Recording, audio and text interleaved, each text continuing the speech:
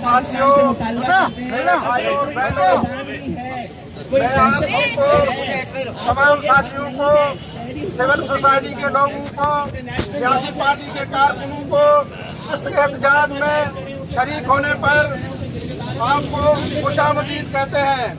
हमारा ये एहतजाज जो कब्जागिरी है सिंध के जमीनों पर, कई सालों से सिंध के जमीनों को मुनज़्ज़म साजिश के तहत कब्जा किया जा रहा है। कभी बेरा टाउन के नाम पे, कभी जुल्फ़िकार के नाम पे, कभी ज़ेबस्ट के नाम पे, तरक्की के नाम पे एक तबाही मचा रखी है सिंध के अंदर। कियामाड़ी से लेकर थर तक, नंगर पार तक पूरा इलाका हमारा जो है आज कब्जों के लपेट में है। कई गोलारू डैम के हवाले से लोग रोडों पे निकल आए हैं, कई बेरा टाउन के हवाले से हमारे तारीखी मकाम हजारों साल से रहते उस धरती के वारसों को यहाँ से बेदखल किया गया।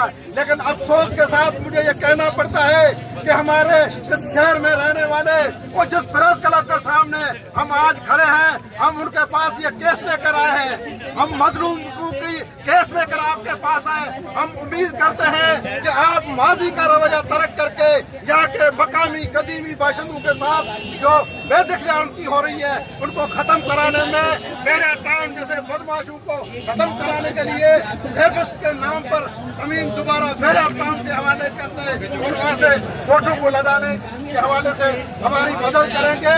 इस हवाले से हमारा कराची इंडिजिनस राइट्स अलायंस काफी दिनों से जद्दोजहद कर रहा है। लेकिन आज हम प्रेस क्लब पे इसलिए आए हैं कि शहर में बसने वाले लोगों को हम ये बताना चाहते हैं कि वहाँ के मजदूर लोगों के साथ जो आपको करना चाहिए, जो साथ देना चाहिए, वो आप नहीं दे रहे। जब तारीख की जाएगी तो ये भी लिखा जाएगा फैजू का बोल रहा था, फैजू का बोल अपनी जमीन नहीं रहता तो कराची के लोग उसका साथ नहीं दे रहे थे। ये साजिश हमारे खिलाफ नहीं है, ये पानी हमारा बंद नहीं हो रहा है, ये गैस हमारी चोरी नहीं की जा रही है, ये बिजली हमारी नहीं छीनी जा रही है।